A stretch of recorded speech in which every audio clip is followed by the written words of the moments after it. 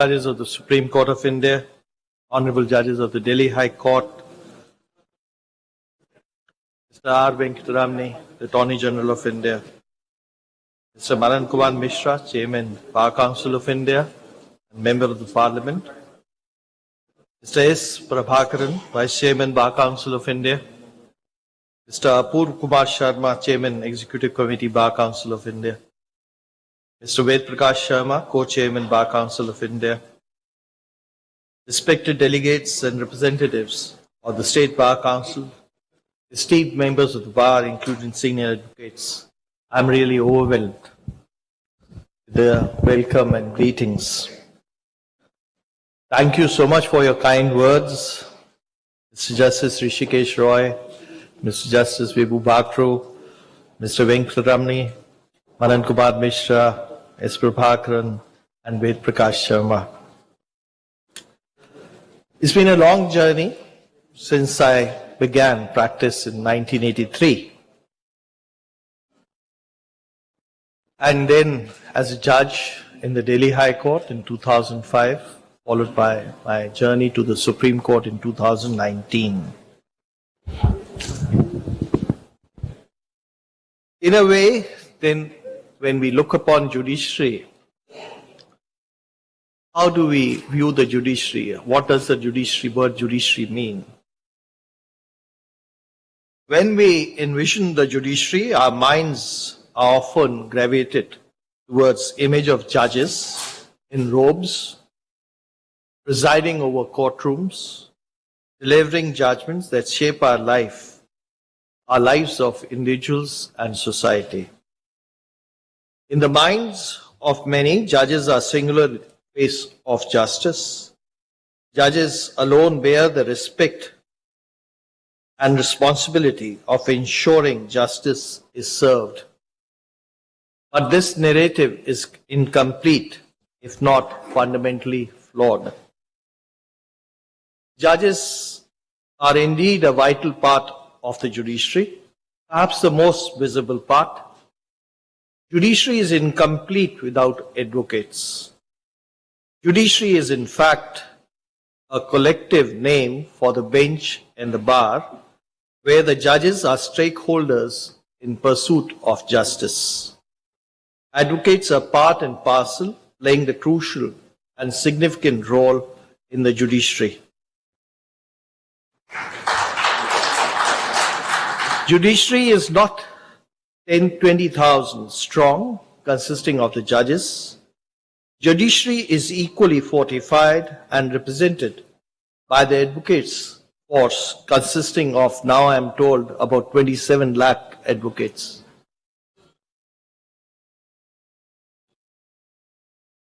There are 5 or 6 remarkable ways in which the lawyers contribute to the judiciary.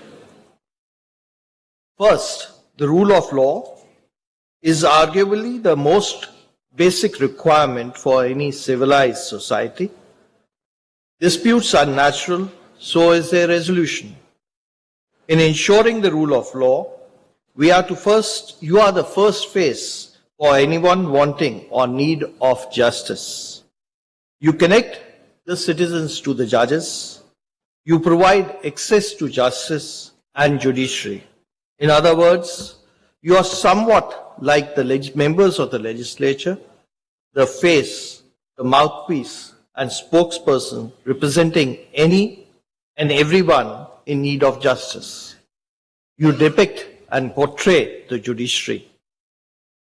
Secondly, the lawyers, through their wisdom, not only assist the courts, but fundamentally shape the law of the land. You give meaning to the words in the statute. To quote the words of Justice H.R. Khanna, judges are more often shine in reflected glory. There are a good number of judgments which reveal not so much about the erudition of the judge as of the counsel who have argued the case. Thirdly, we the judges come from and go back to the bar. In a way, we belong to the bar. The better the bar, the better are the judges. Fourthly, lawyers voice diverse perspectives and grievances. This not only makes the judiciary, but also our democracy vibrant. It is this plurality of voices in the courtrooms that play out through the deliberative process between a lawyer and a judge. To share personal observations, lawyers come from diverse backgrounds in the Supreme Court. This diversity and polyness contributes immensely to the court's advantage. Fifthly, disputes are always deeply rooted in complex socio-economic contexts which demand a thorough analysis and understanding of factual background.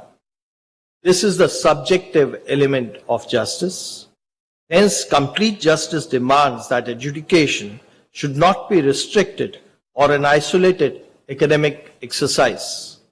Rather, it is through the lawyers that the bench grasps the nuances of the lived experiences of the parties.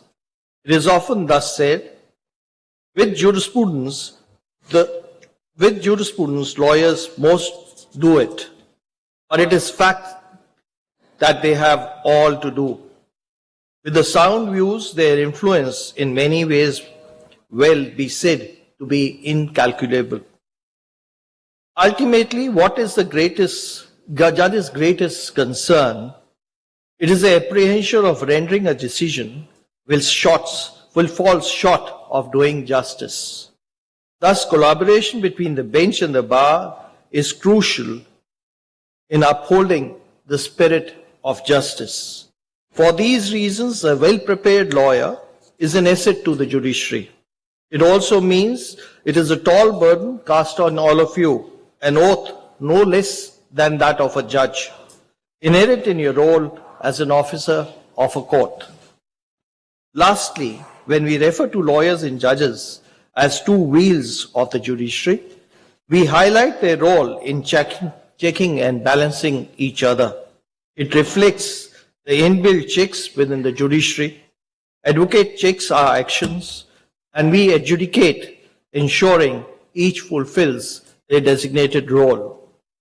The accountability check must not be mistaken as confrontation.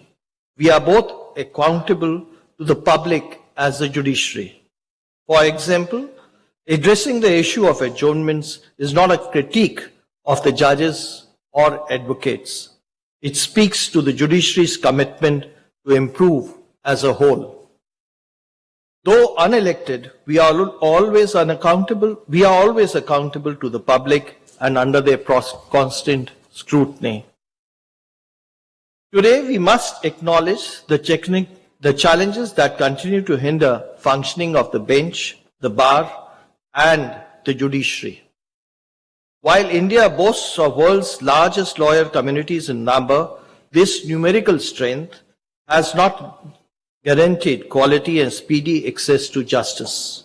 Backlog, delay, ease, and cost of access are systematic problems.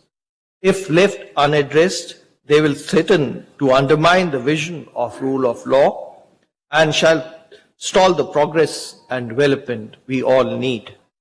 Fear of approaching the courts for justice must be dispelled.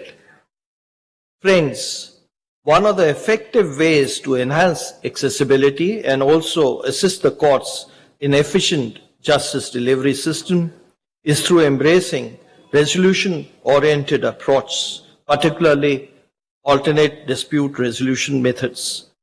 By promoting mediation and pre-litigation negotiations, prolonged legal battles, lawyers can help reduce the case backlog while offering clients more efficient, cost-effective solutions. This is visible. Today, lawyers proactively guide clients towards dialogue-based resolutions, explaining the trade-offs between litigation and mediation.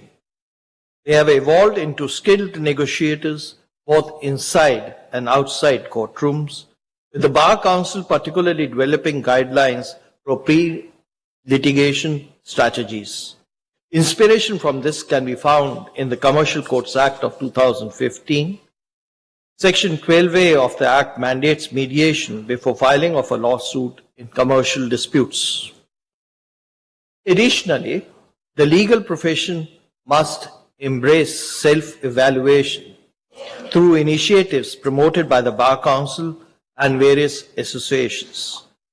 Lawyers must particularly assess how efficiently they manage cases, from strategies for quick disposal to timeline adherences as being mandated under the new laws. Today, we are witnessing a concerning trend where bright young legal minds are increasingly gravitating towards corporate law firm or leaving law altogether to pursue managerial roles. While corporate practice or house roles certainly come with their own merit, we must ask ourselves, are we the torchbearers of the legal community somehow failing to guide the young lawyers towards public interest work? Who will represent the common citizens in future? The exodus of young talent from litigation practice is not merely about personal choice. Rather, it is symptomatic of the structural issues such as meager financial and social security in the profession, especially for the first generation lawyers. To attract community of young lawyers dedicated to serving the public, we must work towards making a profession a more conducive space, address entry-level barriers, and promote support. One step towards addressing these challenges is creating a minimum remuneration standard for young advocates in first few years of their practice. I applaud the recent recommendation of the Bar Council of India for payment of minimum stipend or remuneration to young lawyers in urban and rural areas. This would hopefully give early exposures to the young lawyers in the courtroom practice so that they can make informed career choices rather than defaulting towards corporate path. Today, district courts are adorned by erudite judges, and these courts have become bastions of robust courtroom practice. But more importantly, given the fact that the district courts have a direct connect with the grassroots and are the court of first and in most cases the last resort, the bar must be able to completely represent their concerns and aid the court in doing complete justice to the parties. In the 21st century, the practice of law has undergone a dramatic change. With rapid evolution of legal markets, the areas of law have become highly specialized, moving far beyond the traditional buckets of civil, criminal, and public law.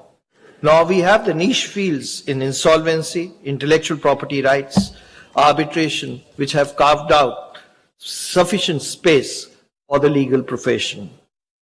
Even in criminal and public law, complex cases involving narcotics, forensic science, and even balance between fundamental rights such as privacy and freedom of speech challenge lawyers' understanding. This intricate landscape calls for young lawyers to embrace domain specialization and cultivate expertise in these domains. The role of the bar councils and bar associations is as a driving force in these initiatives cannot be stressed enough. Recent judgment of this court delineates the responsibilities and powers of the Bar Council. It authorizes Bar Council to conduct the All India Bar examination at a pre-enrollment stage. It also reflects upon the role of the Bar Council as stated and prescribed by Section 5 of the Advocates Act. While the Bar Council is not entrusted with direct and absolute control of the legal education, being the apex professional body of the advocates, it carries the duty of managing high standards of legal profession and equipping those who seek entry into that profession. Consequently, the Bar Council of India must work towards bringing accessibility and sustainability gap permeating in our profession. The Council must take up the baton of ensuring a conducive and sustainable work conditions. As I come to the end of my address, I'd like to implore to reflect on the path which lies ahead. As I stand before you, emboldened, for today our courts are filled with some of the brightest and brilliant young minds. Martin Luther King Jr. once observed, "Everyone can be great because everyone can serve." As we walk out from here, let us remember that the service we render unto others lies the true measure of our triumph. Together, we can raise the bar, the bench,